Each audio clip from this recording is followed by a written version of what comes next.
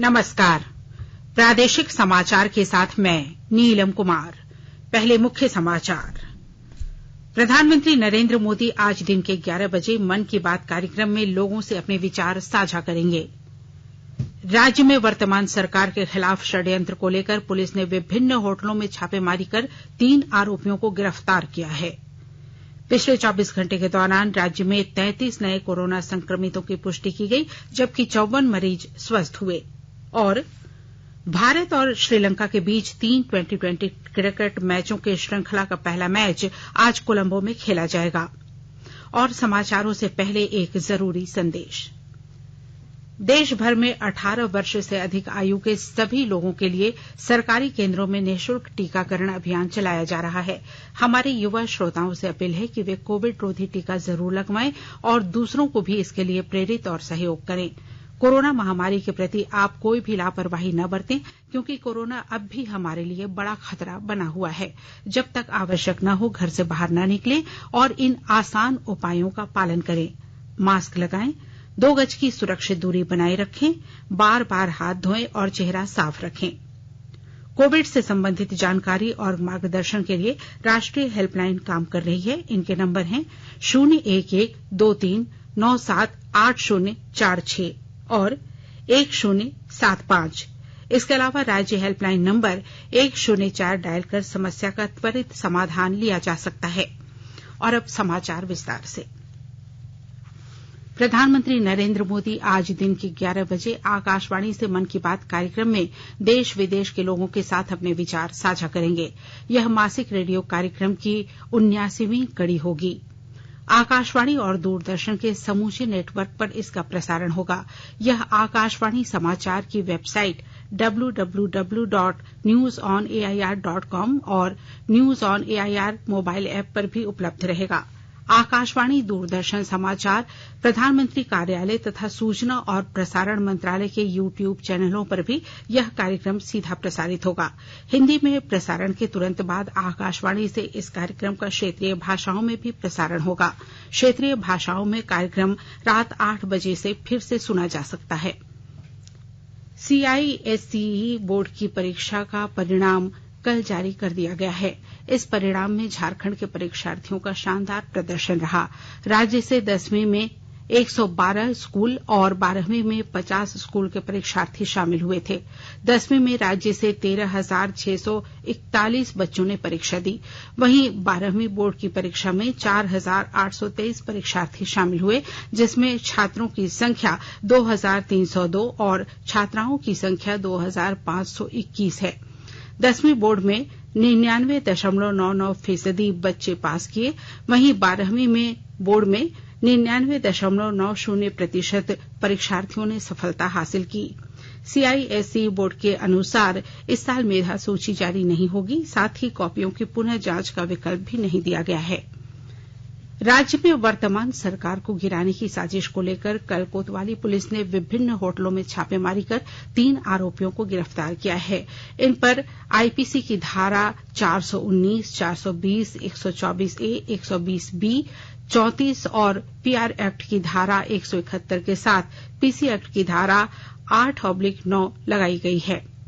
रांची के पुलिस अधीक्षक सुरेंद्र कुमार झा ने बताया कि कोतवाली थाने में विधायक बिरमू कुमार जयमंगल उर्फ अनूप सिंह की ओर से सरकार को अस्थिर करने की साजिश की शिकायत को लेकर प्राथमिकी दर्ज की गई थी। तीनों गिरफ्तार आरोपियों ने मामले में अपनी संलिप्तता स्वीकार की है। पकड़े गए लोगों से बरामद दस्तावेज और इलेक्ट्रॉनिक उपकरणों की हर प्रकार की जांच प्रक्रिया जारी है। सरायकेला खरसावां जिले के होटल एवं रेस्टोरेंट में परोसी जाने वाली खाद्य सामग्रियों की नियमित जांच को लेकर कल उपायुक्त अरवा राजकमल की अध्यक्षता में जिला परामर्शी समिति खाद्य सुरक्षा की बैठक हुई। इसमें उपायुक्त द्वारा खाद्य सुरक्षा पदाधिकारी को निर्देश दिया गया कि होटलों और रेस्तराओं में परोसे जा रहे भोजन की नियमित जांच करते रहें। उन्होंने कहा कि अभी डायरिया और मलेरिया जैसी बीमारियों का समय है, इसलिए नियमित जांच जरूरी है। बैठक में उपायुक्त द्वारा 11 तरह के पान मसाला, गुटखा पर बिक्री एवं सेवन का प्रतिबंध लगाते हुए प्रखंड विकास पदाधिकारी को नियमित रूप से जांच करने का निर्देश दिया गया है। केंद्र सरकार कोविड महामारी के दौरान लोगों की सुरक्षा के लिए बनाई गई राष्ट्रीय स्तर की हेल्पलाइन नंबर के बारे में लोगों को जागरूक कर रही है। सूचना और प्रसारण मंत्रालय अपने विभिन्न विभागों के माध्यम से इन हेल्पलाइन के बारे में जागरूकता बढ़ा रहा है। विभिन्न हेल्पलाइन नंबर इस प्रकार हैं। कोविड संबंधी सवालों के जवाब देने के लिए स्वास्थ्य और परिवार कल्याण मंत्रालय की हेल्पलाइन है 1075। राज्य हेल्पलाइन नंबर है 104। महिला और बाल विकास मंत्रालय की चाइल्ड हेल्पलाइन है 1098 और वरिष्ठ नागरिकों के लिए सामाजिक न्याय और आधिकारिता मंत्रालय की हेल्पलाइन है 14567। मनोवैज्ञानिक सहायता के लिए राष्ट्रीय मानसिक स्वास्थ्य और तंत्रिका विज्ञान संस्थान निम्हांस का नंबर है 0804 61 10 आयुष कोविड परामर्श हेल्पलाइन नंबर है 14443 और MyGov WhatsApp help desk number है 9013151515। आकाशवाणी के ताजा तरीन समाचारों के लिए आप हमारी वेबसाइट newsonair.com पर लॉग ऑन कर सकते हैं। ताजा समाचार Twitter handle @AIR news alerts और Facebook page all India radio news पर भी उपलब्ध है। आप प्रादेशिक समाचार एकांश के Twitter handle @AIR news _Ranchi और फेसबुक, इंस्टाग्राम पेज तथा YouTube channel AIR news Ranchi पर भी हमारे बुलेटिन सुन सकते हैं। प्रादेशिक समाचार आप आकाशवाणी रांची से सुन रहे हैं और पेश है कोरोना से बचाव के कुछ संदेश। कोविड-19 से बचाव और सुरक्षित रहने के 3 उपाय। मास्क लगाएं, 2 गज दूरी है जरूरी, सुरक्षित दूरी रखें, हाथ और मुंह साफ रखें।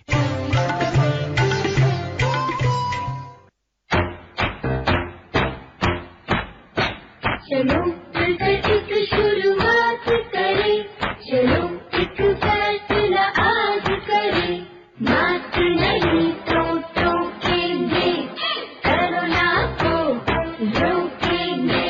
चलो एक वादा करते हैं, चलो एक वादा करते हैं, मास्क नहीं तो टोकेंगे, कोरोना को रोकेंगे। भारत सरकार द्वारा जनहित में जारी। राज्य में कल 33 नए कोरोना संक्रमितों की पुष्टि की गई। संक्रमितों में 4 रांची के हैं, जबकि बोकारो में 1, धनबाद में 7, पूर्वी सिंहभूम में 5, गिरिडीह में 1, जामताड़ा में 4, खूंटी में 1, लातेहार और सिमडेगा में 3-3, लोहरदगा में 2 तथा रामगढ़ और साहेबगंज में 1-1 संक्रमित मिले हैं। राज्य में 54 संक्रमित मरीज स्वस्थ हुए हैं, जबकि पश्चिमी सिंहभूम और बोकारो में 1-1 संक्रमित की मौत हो गई है। राज्य में कोरोना के कुल 276 सक्रिय केस मिले हैं। पिछले 24 घंटे में 69,511 लोगों के सैंपल लिए गए हैं। इनमें से 70,596 नमूनों की जांच की गई है। रामगढ़ जिले में कोरोना के कल करीब 400 नमूनों की जांच की गई, जिसमें एक व्यक्ति के संक्रमित होने की पुष्टि हुई है। विस्तृत ब्यौरा दे रहे हैं हमारे रामगढ़ संवाददाता। रामगढ़ जिला अब कोरोना मुक्त होने की दिशा में अग्रसर हो रहा है। कोरोना संक्रमण के विस्तार पर विराम लगाने को लेकर रामगढ़ जिला प्रशासन एवं स्वास्थ्य विभाग के द्वारा किए जा रहे प्रयास सार्थक साबित हो रहे हैं। पिछले 24 घंटे के अंतराल में करीब 400 नमूनों की जांच की गई, जिसमें एक व्यक्ति के संक्रमित होने की पुष्टि हुई है। कोविड-19 अस्पताल सीसीएल में इलाजरत 8 संक्रमितों को स्वस्थ होने के बाद अस्पताल से छुट्टी दे दी गई है। स्वास्थ्य विभाग की टीम के द्वारा सभी व्यक्तियों में कोरोना संबंधित किसी प्रकार के लक्षण दिखने पर जिला नियंत्रण कक्ष, सदर अस्पताल कंट्रोल रूम अथवा नजदीकी स्वास्थ्य केंद्र में संपर्क करने के संबंध में विस्तार पूर्वक जानकारी दी गई है। रामगढ़ जिले में अब मात्र 1 संक्रमित शेष रह गए हैं, जिनका इलाज जारी है। कौशल किशोर तिवारी, आकाशवाणी समाचार, रामगढ़। 22वें कारगिल विजय दिवस की तैयारियां पूरे जोरों पर है। द्रास में कारगिल युद्ध स्मारक में कोविड महामारी के बाद विशाल समारोह के लिए विस्तृत प्रबंध किए गए हैं। कारगिल विजय दिवस से एक दिन पहले आज कई समारोह आयोजित किए जा रहे हैं। आज लामोशन व्यू पॉइंट में ब्रीफिंग और फ्यूजन बैंड का प्रदर्शन होगा। आज ही शेरशाह फिल्म का ट्रेलर तथा कारगिल गीत जारी होगा। धार्मिक गुरुओं द्वारा प्रार्थना सभाएं होंगी और युद्ध स्मारक पर दीप प्रज्वलित किए जाएंगे। अंत में बैंड का प्रदर्शन होगा। राष्ट्रपति रामनाथ कोविंद पहली बार द्रास में युद्ध स्मारक पर शहीदों को श्रद्धांजलि देंगे। युद्ध स्मारक में लोगों तथा मीडिया कर्मियों का तांता लगा हुआ है। सेना ने आमंत्रित व्यक्तियों को आरटीपीसीआर नेगेटिव रिपोर्ट के साथ प्रवेश की अनुमति के लिए अतिरिक्त कदम उठाए हैं।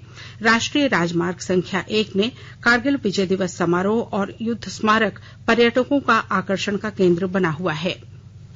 सिमडेगा जिले में कल सदर प्रखंड के टैसेर नवाटोली में 2 बच्चियों की मौत सांप के काटने से हो गई। विधायक भूषण बाड़ा ने इन बच्चियों के परिजनों से मिलकर गहरा शोक व्यक्त किया है। उन्होंने जिले के विभिन्न प्रखंडों के लिए हेल्पलाइन नंबर जारी कर लोगों से अपील की है कि इस तरह की घटना होने पर तुरंत सूचना दें ताकि सर्पदंश पीड़ितों का त्वरित इलाज किया जा सके। भारत और श्रीलंका के बीच 3 2020 क्रिकेट मैचों की श्रृंखला का पहला मैच आज कोलंबो में खेला जाएगा। मैच भारतीय समयानुसार शाम 7 बजे से शुरू होगा। भारतीय टीम के कप्तान शिखर धवन ने कहा कि श्रृंखला में नए खिलाड़ियों को मौका दिया जा सकता है। भारत ने हाल ही में मेजबान श्रीलंका से 3 मैचों की एक दिवसीय श्रृंखला 2-1 से जीती है। टोक्यो ओलंपिक खेलों में भारत की मीराबाई चानू ने वेट लिफ्टिंग के 49 किलोग्राम वर्ग में कुल 202 किलोग्राम भार उठाकर देश के लिए कल पहला रजत पदक जीता है। चीन की हो झियुई ने 210 किलोग्राम भार उठाकर स्वर्ण पदक जीता। टेबल टेनिस में भारत के सुमित नागल ने पुरुष सिंगल मैच के पहले दौर में उज्बेकिस्तान के डेनिस इस्तोमिन को हराया। महिला सिंगल्स में मनिका बत्रा ने कल इंग्लैंड की टिनटिन को हराकर दूसरे मैच में प्रवेश किया। इधर भारतीय तीरंदाज दीपिका कुमारी और प्रवीण जाधव दक्षिण कोरिया के आन सान और किम जे देओक से क्वार्टर फाइनल में हार गए। बैडमिंटन में चिराग शेट्टी और रंकी रेड्डी ने ग्रुप ए के पुरुषों के डबल्सों मैच में चीनी ताइपे के ली आंग और वांग चीन लिन को हराया। ग्रुप डी के पुरुष सिंगल्स मुकाबले में साई प्रणीत जिलबर्मन मिशा से हार गए। निशानेबाज Saurabh Chaudhary 10 metre air pistol में भारत में 7वें नंबर पर रहे। आकाशवाणी, दूरदर्शन और डीडी स्पोर्ट्स चैनल ओलंपिक 2020 के आयोजनों का व्यापक रूप से प्रसारण कर रहे हैं। ये प्रसारण आकाशवाणी और दूरदर्शन के डिजिटल प्लेटफॉर्म पर उपलब्ध हैं। डीडी स्पोर्ट्स, दूरदर्शन समाचार और डीडी इंडिया चैनल पर ओलंपिक से संबंधित प्रतिदिन विशेष कार्यक्रम भी प्रसारित किए जा रहे हैं। ओलंपिक में विभिन्न खेल प्रतियोगिताओं का डीडी स्पोर्ट्स पर प्रतिदिन सवेरे 5 बजे से शाम 7 बजे तक सीधा प्रसारण किया जा रहा है। ओलंपिक पर प्रसारित कार्यक्रमों का प्रसारण आकाशवाणी के सभी प्रमुख केंद्रों से किया जा रहा है। ये कार्यक्रम आकाशवाणी के यूट्यूब चैनल, डीडीएच और न्यूज ऑन एआईआर ऐप पर भी उपलब्ध है। और अब अखबारों की सुर्खियां। राज्य से प्रकाशित होने वाले लगभग सभी प्रमुख अखबारों ने आज 10वीं और 12वीं CISCE के रिजल्ट को प्रमुखता से प्रकाशित किया है। वहीं टोक्यो ओलंपिक के पहले दिन भारतीय खिलाड़ी मीराबाई चानू को 49 किलोग्राम वर्ग भारोत्तोलन प्रतियोगिता में रजत पदक मिलने की खबर को प्रमुखता से प्रकाशित किया है। प्रभात खबर ने अपने पहले पन्ने पर राज्य में 10वीं के 99.99 और 12वीं के 99.90% विद्यार्थी पास शीर्षक खबर को प्रमुखता से प्रकाशित किया है। हिन्दुस्तान अखबार ने अपने पहले पन्ने पर झारखंड में सरकार गिराने की साजिश, राजद्रोह का केस दर्ज शीर्षक खबर को विस्तार से प्रकाशित किया है। दैनिक भास्कर ने अपने पहले पन्ने पर टोक्यो ओलंपिक में पहले दिन भारत को रजत पदक मिलने पर लिखा है, मीरा भारत महान। दैनिक जागरण ने पहले पन्ने पर वर्तमान झारखंड सरकार को गिराने की साजिश के खुलासे पर लिखा है, सरकार गिराने की साजिश में 3 गिरफ्तार। रांची एक्सप्रेस ने अपने पहले पन्ने पर लिखा है, मीराबाई चानू ने वेट लिफ्टिंग में रजत पदक जीतकर रचा इतिहास। और अंग्रेजी अखबार संडे टाइम्स ने लिखा है, भारतीय स्पिरिट को मीराबाई ने टोक्यो ओलंपिक के पहले दिन के मेडल से ऊपर उठाया। वहीं हिन्दुस्तान टाइम्स ने भी ओलंपिक में भारत को पहला पदक मिलने पर द सिल्वर स्टार शीर्षक खबर को प्रमुखता से प्रकाशित किया है। और अब अंत में मुख्य समाचार एक बार फिर। प्रधानमंत्री नरेंद्र मोदी आज दिन के 11 बजे मन की बात कार्यक्रम में लोगों से अपने विचार साझा करेंगे।